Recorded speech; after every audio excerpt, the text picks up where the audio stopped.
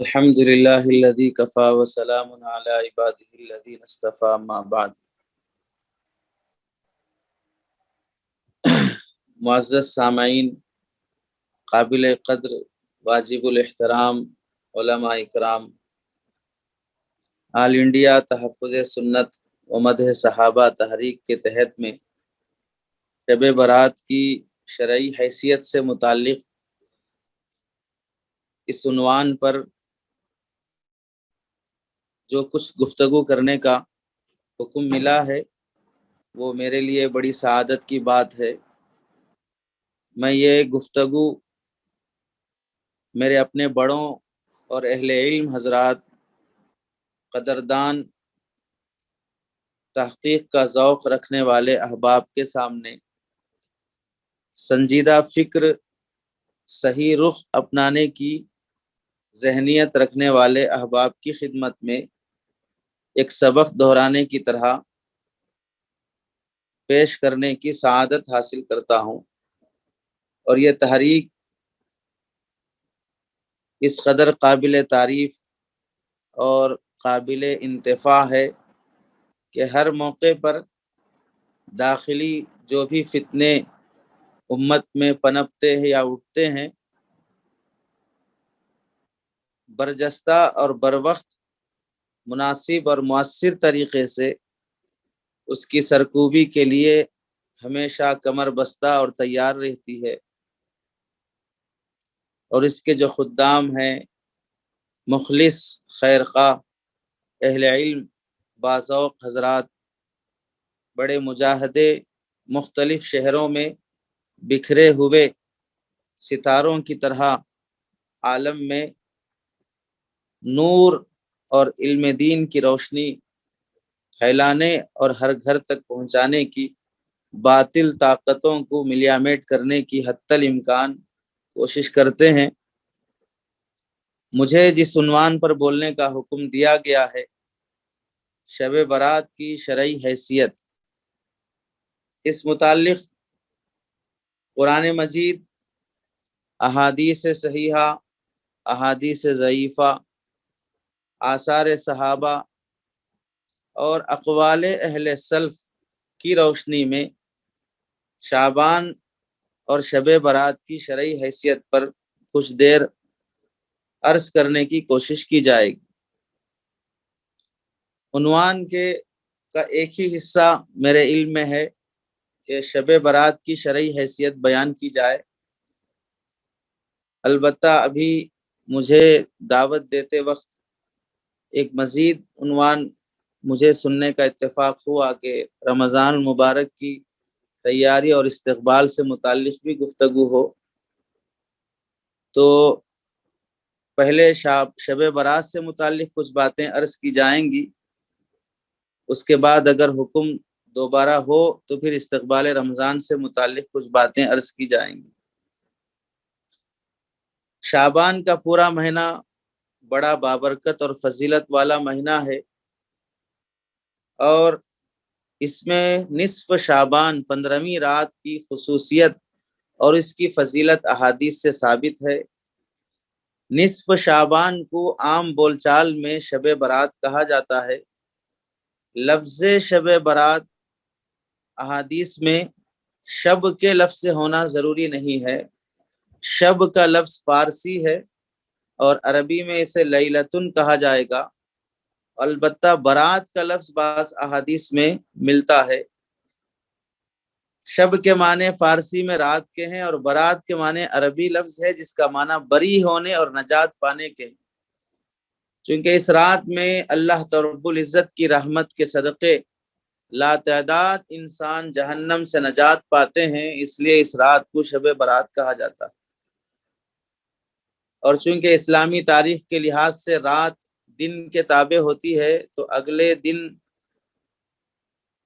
اگلا دن جو آنے والا ہے اس سے پہلی والی رات شب برات کہلاتی ہے۔ شب برات سے متعلق سماج میں 3 طرح کے نظریات پائے جاتے ہیں۔ ایک تو بہت زیادہ افراط، اور دوسرا بہت زیادہ تفریط میں ہے، اور تیسرا گروہ افراط اور تفریط سے آگے محض رسومات میں ہے۔ پہلا گروہ جو سرے سے شب برات کی فضیلت کا قائل ہی نہیں ہے، اس کا دعویٰ یہ ہے کہ شب برات کی فضیلت کے بارے میں جو احادیث اور روایات وارد ہیں وہ سب کی سب یا تو موضوع اور من گھڑت ہیں یا شدید قسم کا ضعف ان احادیث میں پایا جاتا ہے۔ اس گروہ سے متعلق ہی آج کا یہ عنوان زیادہ تر رہے گا کہ جن کا یہ دعویٰ ہے کہ شب برات کی کوئی شرعی حیثیت اور فضیلت نہیں ہے اور جو کچھ بھی اس متعلق احادیث وارد ہوئی ہیں وہ موضوع اور من گھڑت ہیں، انہی سے متعلق زیادہ تر گفتگو رہے گی۔ دوسرا جو گروہ ہے وہ شب برات ہی کو سب کچھ سمجھے ہوئے ہے۔ ان کے نزدیک شعبان کی 15ویں رات شب قدر کی فضیلت اور اہمیت سے بھی زیادہ اہمیت کی حامل ہے۔ صرف شب برات میں وہ جاگ لیں، عبادت کر لیں، اسی کو دنیا اور آخرت کی کامیابی اور نجات کا ذریعہ سمجھتے ہیں۔ شریعت کے دوسرے ضروری درجے کے احکام، فرض نماز، حلال حرام کی تمیز، واجبات کا اہتمام، یہ چیزیں بھی ان کے نزدیک اتنی اہمیت نہیں رکھتی ہیں جتنا شب برات کا جاگ لینا، عبادت کر لینا اہمیت رکھتا ہے۔ تیسرا گروہ وہ ہے جو اس رات کی فضیلت کے نام پر بے شمار بدعتیں اور رسومات ایجاد کر لی ہیں۔ وہ رسومات اور وہ بدعات ہی ان کے نزدیک شب برات کی حقیقت ہے۔ اس پر مستقل چونکہ محاضرہ ہے منکرات شب برات کہ شب برات میں کس کس طرح کی بدعات امت نے ایجاد کر لی ہے۔ صحیح اور معتدل نقطہ نظر یہ ہے کہ شعبان کی 15ویں رات کی فضیلت احادیث اور روایات کے مجموعے سے ثابت ہے اور اس رات میں عبادت کرنا مستحب ہے، فرض یا واجب کا درجہ نہیں ہے۔ شعبان کی 15ویں رات کے بارے میں شریعت نے کسی خاص عبادت کا حکم نہیں دیا ہے، نہ نماز با جماعت کا حکم ہے، نہ مخصوص تعداد میں سورہ یاسین کی تلاوت کا حکم ہے، نہ مسجدوں کو رنگ روغن کرنے چراغاں کرنے کا حکم ہے، نہ کسی مرے ہوئے مردوں کی عید کے نام سے مرے ہوئے لوگوں کی روحیں واپس گھر میں آنے اور گھر کی دعوت قبول کرنے اور فاتحہ خوانی پر آمین کہنے کی باتیں احادیث اور شریعت سے ثابت ہیں۔ یہ سب چیزیں انہی بدعات اور رسومات میں داخل ہیں۔ شب برات کی فضیلت اور اس کی اہمیت اور حیثیت سے متعلق پہلے تو یہ 3 گروہ ہم نے عرض کیے ہیں۔ زیادہ تر گفتگو کا رخ چونکہ ان کی طرف ہے جو اس رات کی فضیلت کا بالکل انکار کر دیتے ہیں اور اس کے قائل ہی نہیں ہیں۔ خاص طور سے علماء احناف پر، حنفی مسلک پر کیچڑ اچھالنا اپنی زندگی کا بہترین مشغلہ بنا کے رکھے ہیں اور مقصود زندگی بنا لیا ہے، اور اسی میں بڑا چین اور راحت محسوس کرتے ہیں۔ جزوی اور فروعی مسائل میں خود بھی الجھتے ہیں اور دوسروں کو بھی الجھاتے ہیں۔ سلف صالحین کے برخلاف جزوی مسائل میں انتہائی تشدد پسندی سے کام لیتے ہیں، یہاں تک کہ افتراق بین المسلمین اور مسلمانوں کے درمیان توڑ اور فرقہ بندی بن جائے اور آپسی دشمنی اور نفرت پھیل جائے، اس سے بھی انہیں کوئی سروکار نہیں ہوتا۔ موجودہ حالات میں مسلمانوں پر جو دشمنوں کی طرف سے، ظالم طاقتوں کی طرف سے جو کچھ بھی حملے ہو رہے ہیں ان کے نزدیک وہ بہت معمولی ہیں، اور یہ جزوی مسائل ہی ان کے نزدیک بہت بڑی اہمیت رکھتے ہیں۔ ان مسائل پر بحث کر لینا یا ان مسائل کو اٹھا کر قوم کی ذہنیت کو اصل مسائل سے ہٹا دینا ہی سب سے بہت بڑا کارنامہ ہے، اور اسے آخرت کی نجات کا ذریعہ سمجھتے ہیں۔ اس نازک دور میں دنیا کی مادی طاقتیں بالاتفاق اور تمام باطل ملتیں سر جوڑ کر ہماتن تمام سازشوں کے ساتھ مسلمانوں کے اجتماعی اور کلی اعتقادی ایمانی امور پر بھی حملہ کرنے کی انتھک کوشش میں لگی ہوئی ہے، اس کے باوجود بھی جزوی مسائل غیر ضروری مسائل ہی ضروری مسائل بن گئے ہیں اور وہی مقصد بن گئے ہیں۔ ملت کے ان تمام مسائل کو جس پر قوم کی طاقت، قوم کا علمی سرمایہ اور قوم کا مالی سرمایہ لگنا چاہیے تھا، سیاسی شعور جس طرح بیدار کیا جانا چاہیے تھا، تعلیمی معیشت کا معیار جس قدر بلند کیا جانا چاہیے تھا، ان سب سے صرف نظر بڑھتے ہوئے ارتداد کے واقعات، لڑکیوں کے غیروں کے حوالے ہونے کے واقعات سے صرف نظر یہی جزوی مسائل رسمی مسائل ہوتے ہیں جو موسم کے آتے ہوئے موسم کے مینڈکوں کی طرح کودتے پھدکتے اچھلتے ہوئے اپنی راحت اور اپنی روح کو تسکین پاتے اور حاصل کرتے ہیں۔ اور سچی بات تو یہ ہے، جس قدر خارجی فتنوں سے مقابلہ کرنے کی طاقت ہم میں ہونی چاہیے تھی، اس سے زیادہ ہماری ہمتوں کو داخلی فتنوں پر صرف کرنے پر مجبور کر دیا جاتا ہے۔ شعوری یا غیر شعوری طور پر دشمن کا آلہ کار بنے ہوئے ہیں، اور ایسے موقع پر علماء اہل سنت والجماعت، اہل حق علماء، دیوبندی علماء کا ان مسائل پر، ان مضامین پر گفتگو کرنا، انہی اختلافات کو ہوا دینا مقصود نہیں ہے، بلکہ اس حقیقت کا اظہار ہے اور اس تعصب پرستی اور تفرقہ بازی کے شکار لوگوں کو آئینہ دکھانا مقصود ہے کہ جن مسائل سے جہالت کی وجہ سے امت کو جاہل اور احمق بنانے کی اور حنفی مسلک سے بالخصوص نفرت دلانے کی جو کوششیں کی جا رہی ہیں، اسے حدیث سے ہٹا ہوا مسلک بتانے کی جو کوششیں کی جا رہی ہیں، اس حقیقت اور بے اعتدالی کو واشکار مقصود ہے۔ اختلافی مسائل کو ہوا دینا اور انہی کے ساتھ چلنا مقصود نہیں ہے۔ اس لیے یہ مضامین اور یہ عناوین موقع بموقع سامنے والے کی شرارت اور بدتمیزی کے پیش نظر ان مسائل پر گفتگو کی جاتی ہے۔ اب شب برات کی حیثیت اور اس کی شرعی حقیقت سے متعلق سب سے پہلے قرآن مجید سے ہم غور کرتے ہیں اور اس سے استدلال کرتے ہیں کہ کیا قرآن مجید میں شب برات سے متعلق کوئی ایسی بات ثابت ہے جو اس کی فضیلت پر دلالت کرتی ہے۔ اہل سنت والجماعت کا نظریہ اور اہل سنت والجماعت کا جمہور محدثین اور مفسرین کا یہی خیال اور یہی نظریہ ہے، قرآن مجید کی کسی آیت سے شب برات کی فضیلت ثابت نہیں ہے۔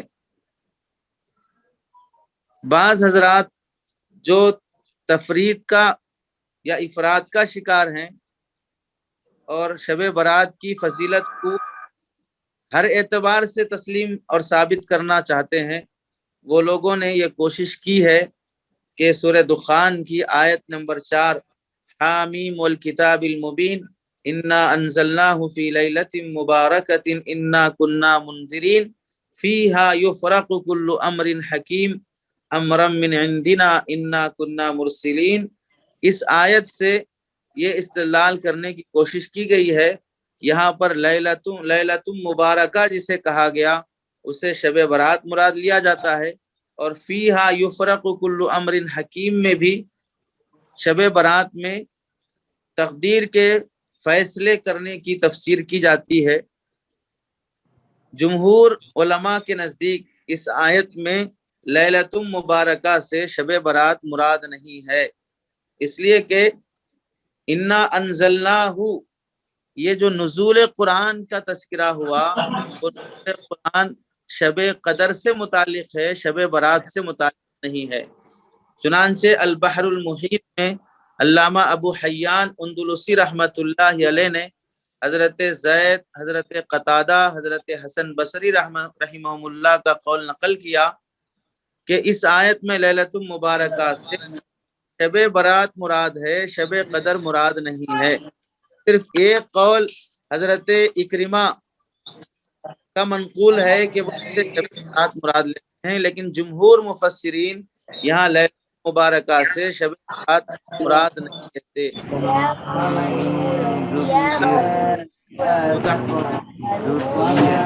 پڑتا ہے یار تو کہ آیت میں لیلۃ مبارکہ سے شب برات مراد نہیں ہے بلکہ شب قدر مراد ہے۔ لیلۃ مبارکہ سے شب برات مراد نہیں ہے بلکہ شب قدر مراد ہے۔ حضرت ابو مالک، حضرت ابو عبد الرحمن سلمی، حضرت قتادہ، حضرت قطرہ، حضرت شاہد، حضرت ابو الجوزہ رحمہم اللہ، ان سب مفسرین سے یہی منقول ہے کہ لیلۃ مبارکہ سے شب قدر مراد ہے، شب برات مراد نہیں ہے۔ علامہ سیوطی رحمت اللہ علیہ نے اس آیت کے تحت میں الدر المنصور میں اور علامہ ابو حیان نے البحر المحیط میں یہ نقل کیا ہے کہ تقریباً تمام مفسرین نے لیلۃ مبارکہ سے شب قدر مراد لیا ہے۔ یہ متقدمین مفسرین کی وضاحت ہے۔ متاخرین میں حکیم الامت حضرت مولانا اشرف علی تھانوی رحمت اللہ علیہ نے بیان القرآن میں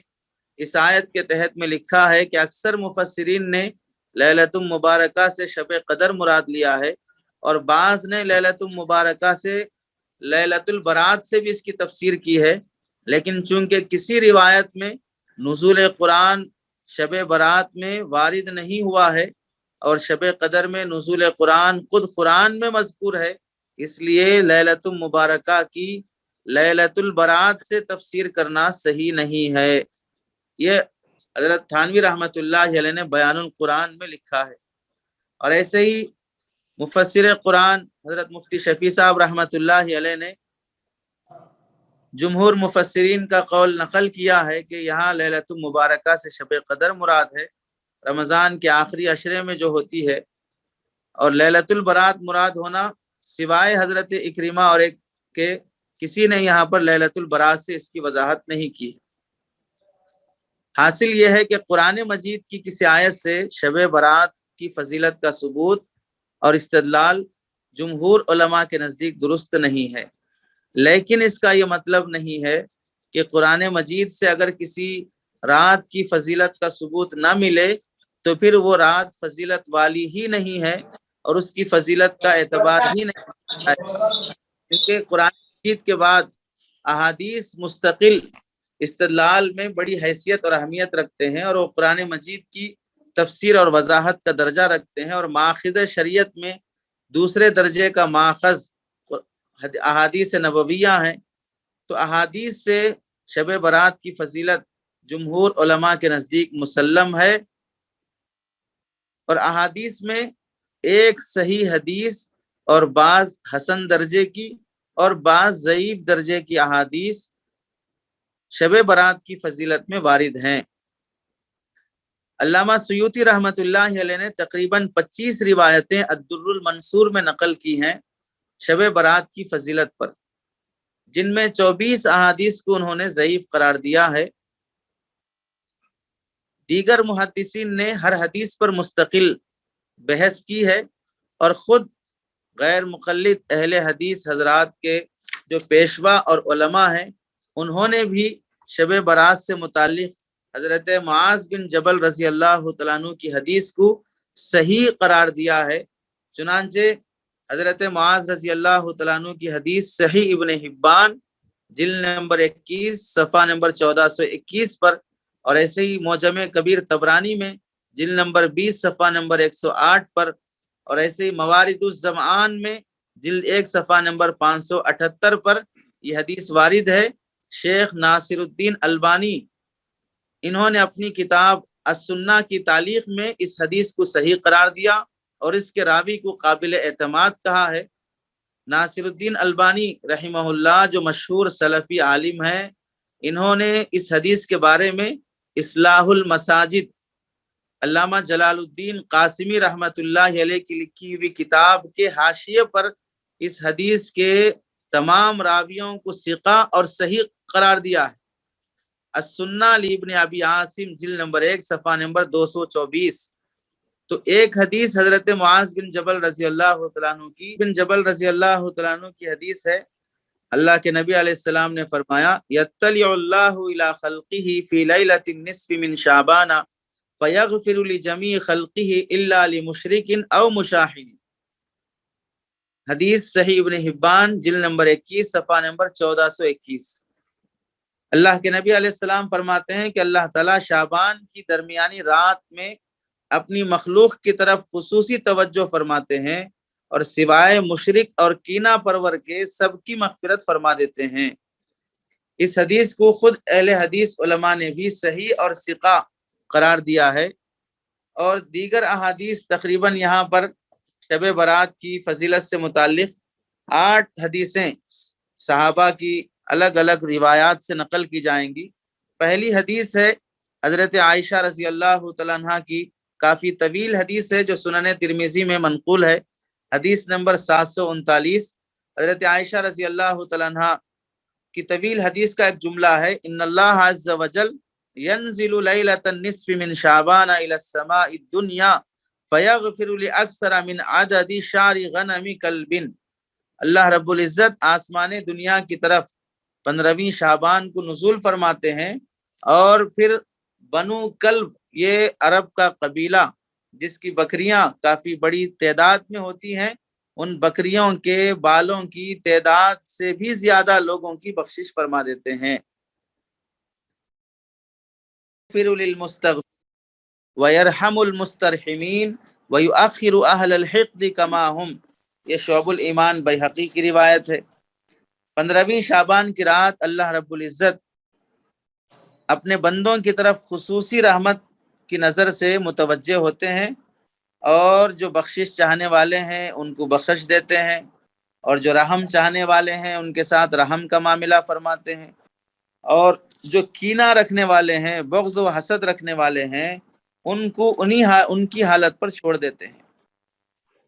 اسی طرح حضرت عائشہ رضی اللہ تعالیٰ عنہ ہی سے شعب الایمان بیہقی کی ہی روایت ہے دوسری سند سے،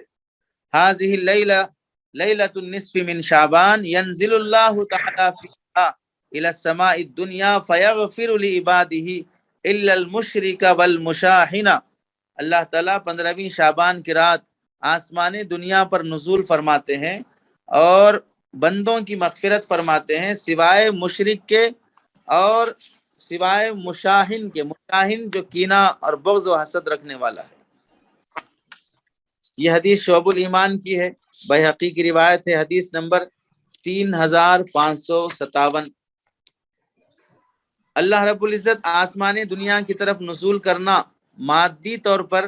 جس طرح کوئی جسم والا نزول کرتا ہے ایسا نزول مراد نہیں ہے، اللہ کی خصوصی رحمت اور خصوصی توجہ مراد ہے۔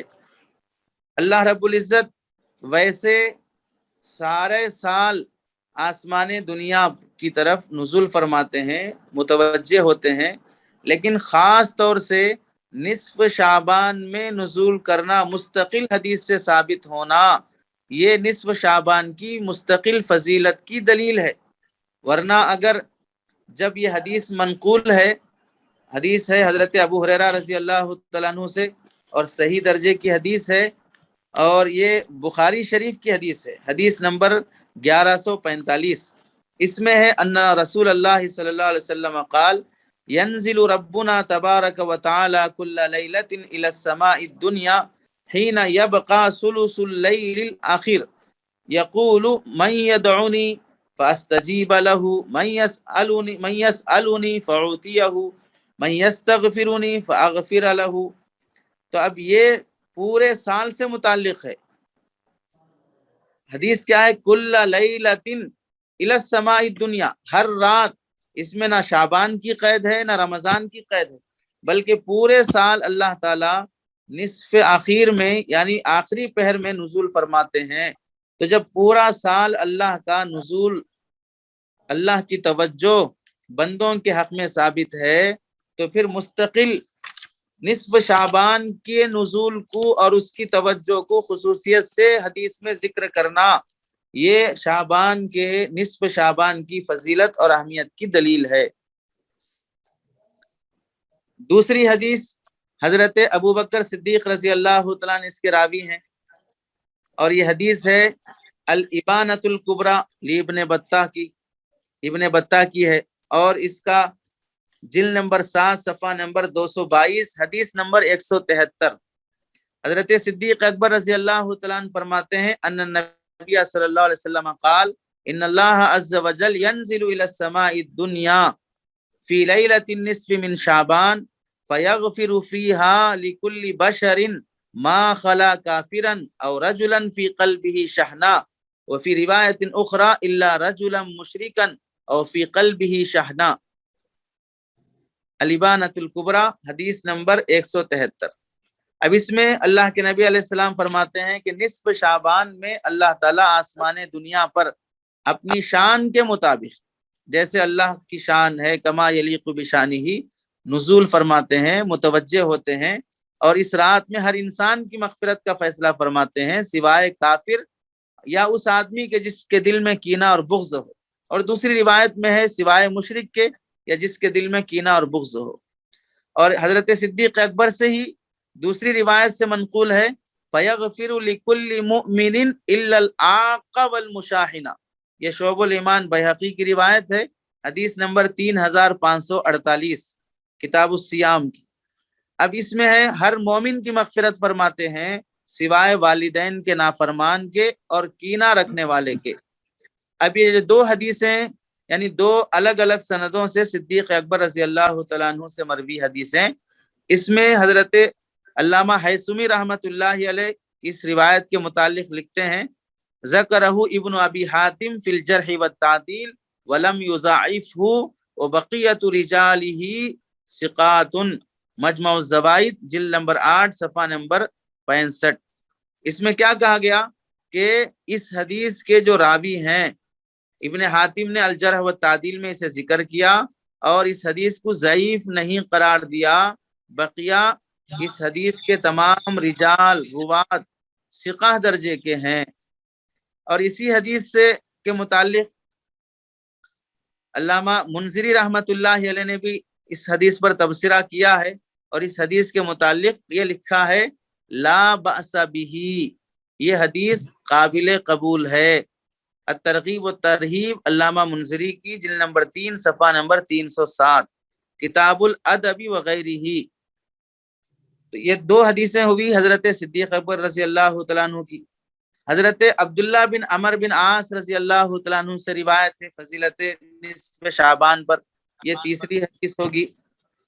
حضرت عبداللہ بن عمر بن عاص رضی اللہ تعالیٰ عنہ فرماتے ہیں ان رسول اللہ صلی اللہ علیہ وسلم قال یطلع اللہ عز وجل الى خلقه لیلۃ النصف من شعبان فیغفر لعباده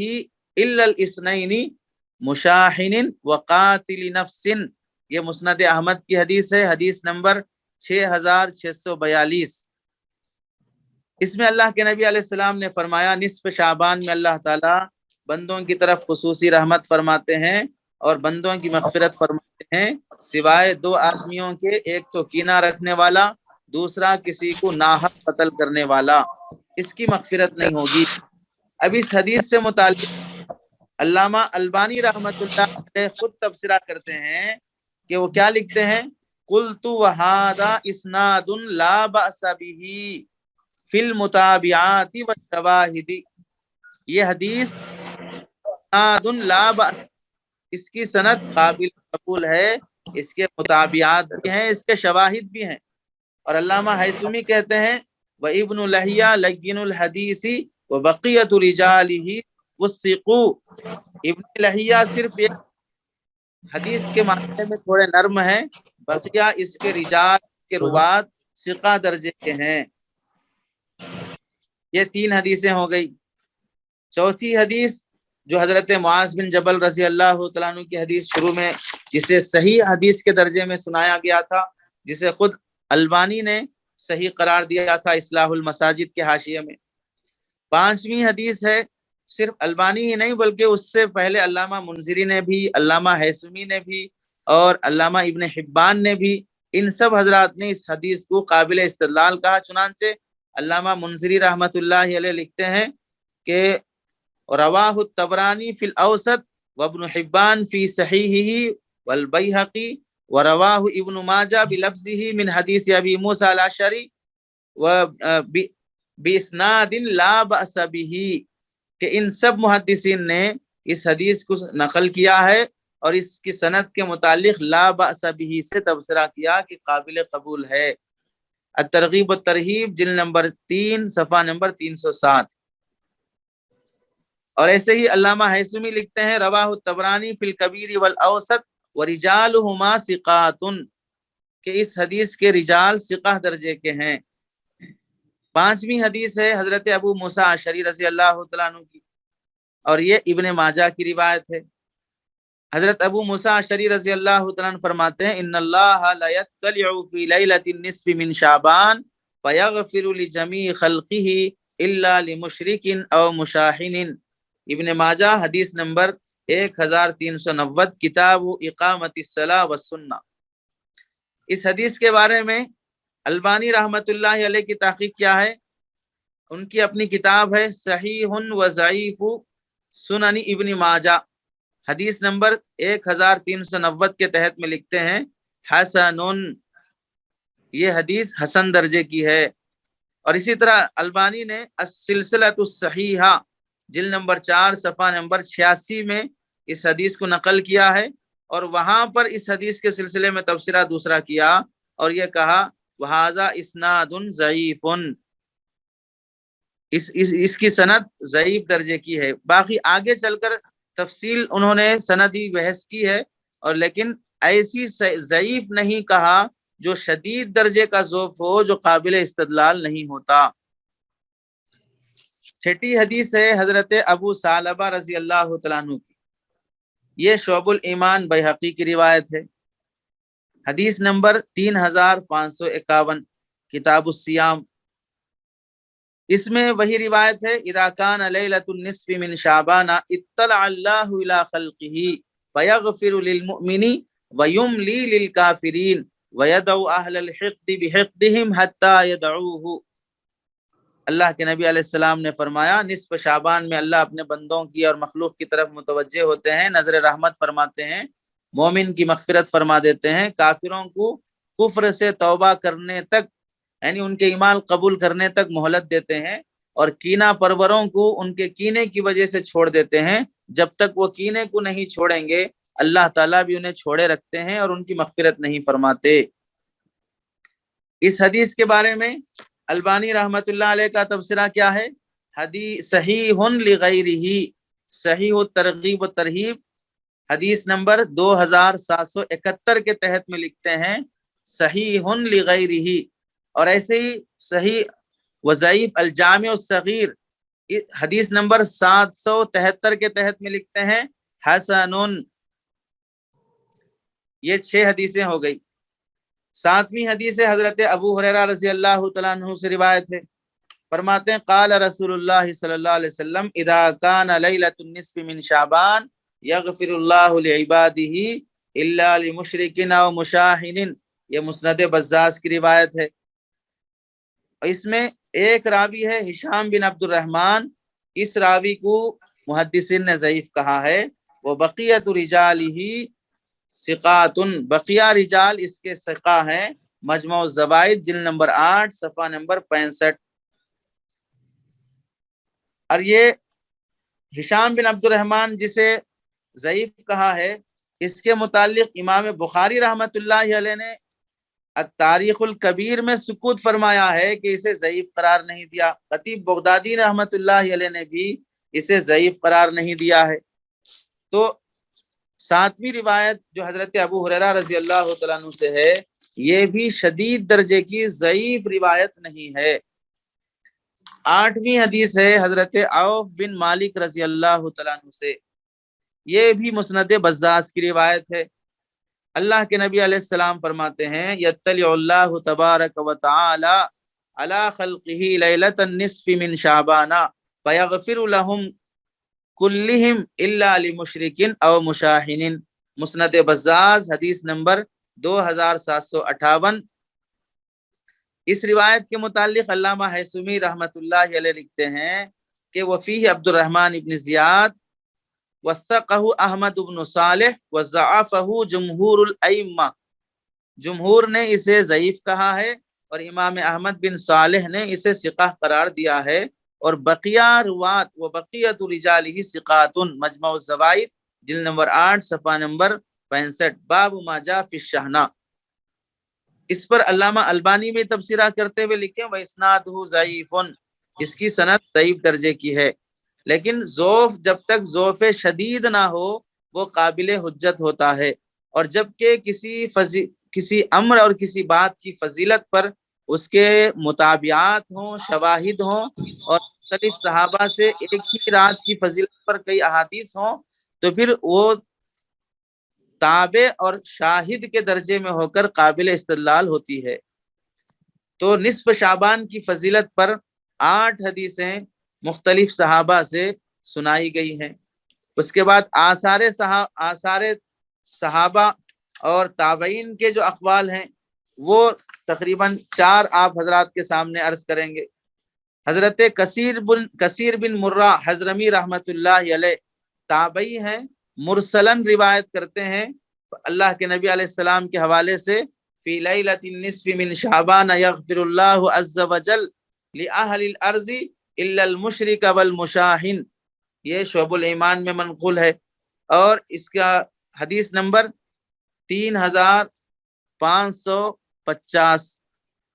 شعبان کی 15ویں رات اللہ تعالیٰ زمین والوں کی مغفرت فرما دیتے ہیں سوائے مشرک کے اور کینہ پرور کے۔ اور حضرت کثیر بن مرہ سے ہی مختلف کتابوں میں، جیسے شعب الایمان میں تو ایک ہو گیا، دوسرا النزول للدار القطنی میں بھی روایت ہے، اور ایسے ہی فضائل رمضان لابن ابی الدنیا میں یہی روایت منقول ہے۔ 5 کتابوں میں کثیر بن مرہ نے اللہ کے نبی علیہ السلام سے مرسلن نصف شعبان کی فضیلت پر نقل کیا ہے۔ دوسرا اثر ہے حضرت مکحول رحمت اللہ علیہ کا، شعب الایمان بیہقی میں منقول ہے، حدیث نمبر 3550، اسی کے تحت میں کتاب الصیام میں حضرت مکحول فرماتے ہیں ان اللہ یطلع علی اہل الارض فی النصف من شعبان فیغفر لهم الا لرجلین لا کافر او مشاحن، کہ اللہ تعالیٰ نزول فرماتے ہیں نصف شعبان میں کافر اور کینہ پرور کے علاوہ بندوں کی مغفرت فرماتے ہیں۔ تیسرا اثر ہے حضرت عثمان بن ابی العاص رضی اللہ تعالیٰ عنہ کا، عثمان بن ابی العاص رضی اللہ تعالیٰ عنہ کا یہ اثر شعب الایمان بیہقی میں مروی ہے۔ اذا کان لیلۃ النصف من شعبان نادى مناد هل من مستغفر فاغفر له هل من سائل فاعطيه فلا يسأل احد شيئا الا اعطي الا زانیۃ بفرجها او مشرک، کہ اللہ تعالیٰ نصف شعبان میں نزول فرماتے ہیں، نصف شعبان میں ندا کرنے والا ندا کرتا ہے اور یہ کہتا ہے کہ کوئی مغفرت مانگنے والا ہے مغفرت کر دی جائے، کوئی مانگنے والا ہے اسے دیا جائے،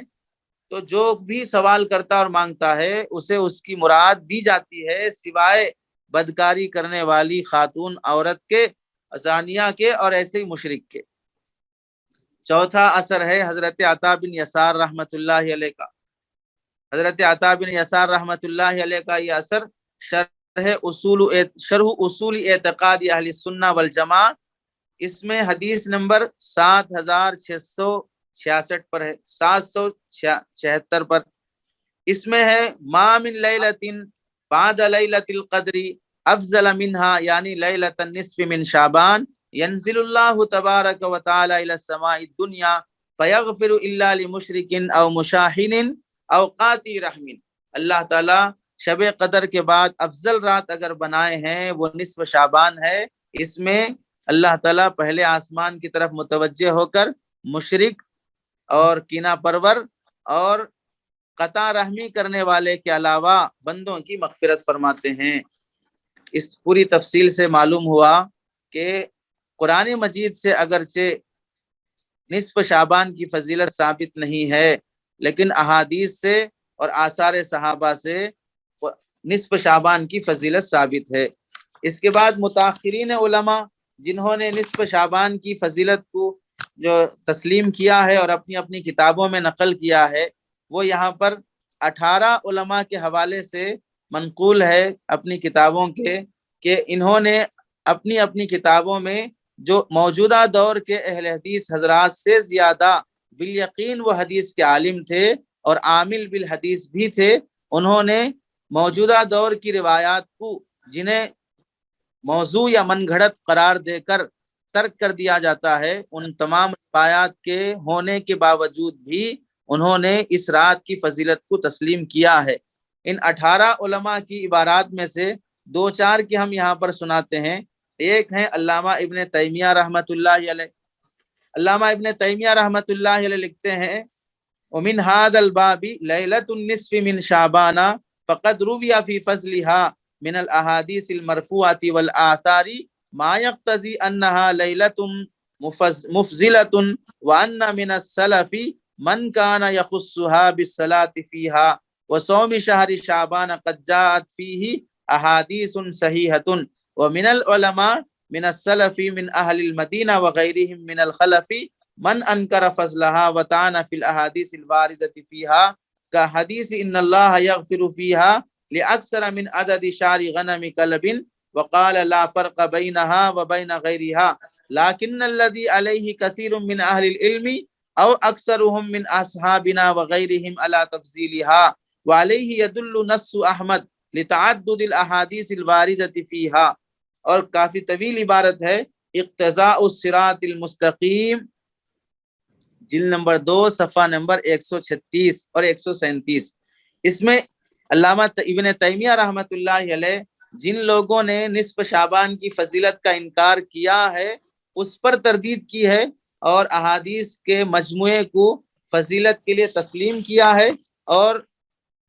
احادیث سے ہٹ کر علماء سلف کے عمل کو بھی نقل کیا ہے۔ اور ایک جگہ لکھتے ہیں اما لیلۃ النصف من شعبان ففیہا فضل وکان فی السلف من یصلی فیہا۔ نصف شعبان کی فضیلت ثابت ہے اور سلف صالحین اس میں نماز کا اہتمام فرماتے تھے۔ اور ایسے ہی تیسری جگہ لکھتے ہیں لطائف المعارف میں علامہ ابن تیمیہ کے حوالے سے منقول ہے کہ ولیلۃ النصف من شعبان کان التابعون من اہل الشام كخالد ابن معدان ومکحول ولقمان ابن عامر وغیرہم يعظمونها ويجتهدون فيها في العبادة وعنهم اخذ الناس فضلها وتعظيمها۔ کہ نصف شعبان کی فضیلت تابعین میں اہل شام کے خالد بن معدان ہیں، مکحول ہیں، لقمان ابن عامر رحمہم اللہ ہیں، یہ سب حضرات نصف شعبان کی عظمت کو تسلیم کرتے تھے، اس میں عام راتوں کے مقابلے میں کثرت سے عبادت کرتے تھے اور اس کی فضیلت کو تسلیم بھی کی جاتی تھی، اور عام لوگ بھی ان علماء اکابر کی عبادت کی کثرت اور اہمیت کی وجہ سے عام لوگوں میں بھی اس شعبان کی نصف رات کے کثرت عبادت کا اہتمام کیا جاتا تھا۔ یہ علامہ ابن تیمیہ کے حوالے سے ہے۔ دوسرا امام شافعی رحمۃ اللہ علیہ، حنفی مسلک کے علماء سے بیر ہے، امام شافعی رحمۃ اللہ علیہ کا قول منقول ہے۔ امام شافعی فرماتے ہیں بلغنا، ہمیں یہ بات پہنچی ہے، انہو کان یقال، کہ کہا جاتا تھا، ان الدعاء یستجاب فی 5 لیال، دعا 5 راتوں میں قبول کی جاتی ہے، فی لیلۃ الجمعۃ ولیلۃ الاضحیٰ ولیلۃ الفطر واول لیلۃ من رجب ولیلۃ النصف من شعبان۔ نصف شعبان میں بھی دعائیں قبول کیا جانا ہمیں اپنے اکابر سے منقول ہم نے سنا ہے۔ کتاب الام جز نمبر 1 صفحہ نمبر 264، کتاب صلاۃ العیدین۔ علامہ ابن حجر رحمۃ اللہ علیہ، علامہ ابن حجر حیثمی رحمۃ اللہ علیہ، یہ بھی شافعی ہیں، یہ بھی فرماتے ہیں والحاصل ان لهذه الليلة فضلا وانه يقع فيها مغفرة مخصوصة واستجابة مخصوصة ومن ثم قال الشافعی۔ آگے امام شافعی رحمۃ اللہ علیہ کا قول نقل کیا علامہ ابن حجر حیثمی نے کہ اس رات کی فضیلت ثابت ہے، مخصوص تعداد میں مغفرت بھی ثابت ہے اور دعاؤں کا قبول ہونا بھی ثابت ہے۔ اسی طرح دیگر اب علامہ آلوسی ہیں، علامہ انور شاہ کشمیری ہیں اور متقدمین محدثین اسلاف ہیں، یہ سب حضرات کے عبارتیں یہاں پر مذکور ہیں۔ آخر میں دو حضرات کی عبارتیں جو خود غیر مقلد حضرات کے پیشوا ہیں، ایک ناصر الدین البانی ہیں، دوسرے شیخ عبد الرحمن مبارک پوری ہیں، ان کی عبارتیں نقل کی جاتی ہیں۔ ناصر الدین البانی صاحب شب برات سے متعلق روایات کو جمع کر کے ان کی اسنادی حیثیت کو اجاگر کر کے لکھتے ہیں، یطلع اللہ تبارک و تعالی الی خلقہ لیلۃ النصف من شعبان فیغفر لجمیع خلقہ الا لمشرک او مشاہن، حدیث صحیح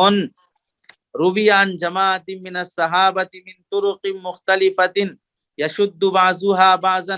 وهم معاذ بن جبل وابو ثعلبہ الخشنی۔ اب یہ ہے السلسلۃ الصحیحہ الکاملہ، حدیث نمبر 1144، حدیث نمبر 1144۔ خود جن کو اپنا پیشوا مانتے ہیں وہ حضرت معاذ بن جبل رضی اللہ تعالیٰ عنہ کی حدیث کے پیش نظر نصف شعبان کی فضیلت کو تسلیم کرتے ہیں۔ دوسرے ہیں شیخ عبد الرحمن مبارک پوری، یہ بھی غیر مقلد عالم ہیں، اپنی کتاب تحفۃ الاحوذی شرح ترمذی میں لکھتے ہیں، اعلم انہ قد ورد فی فضیلت لیلۃ النصف من شعبان عدۃ احادیث مجموعها يدل على ان لها اصلا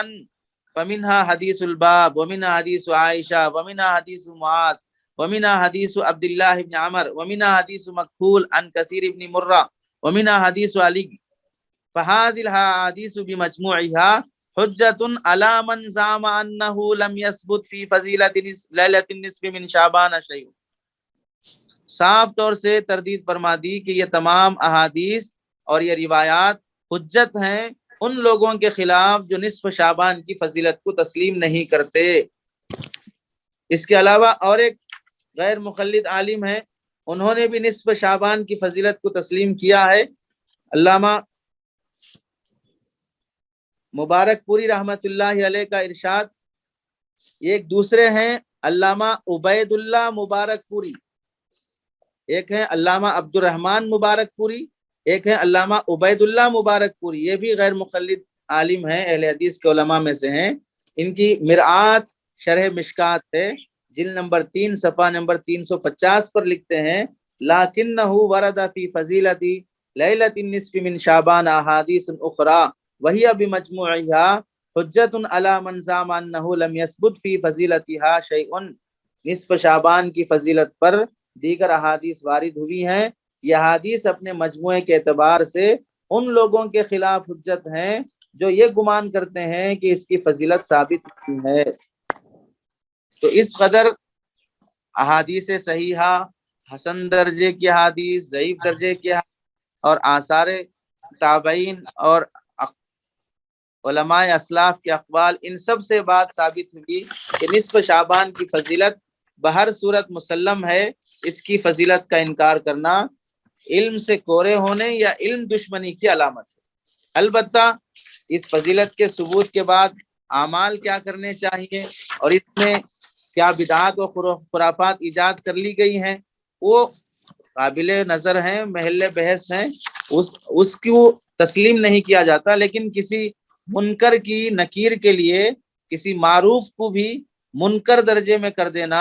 یہ علمی اعتدال شمار نہیں ہوتا۔ ان تمام احادیث میں خلاصے کے طور پر اللہ کے نبی علیہ السلام نے جن لوگوں کی مغفرت نہیں ہونے کی بات کی ہے، ایک تو کفر کرنے والا، شرک کرنے والا،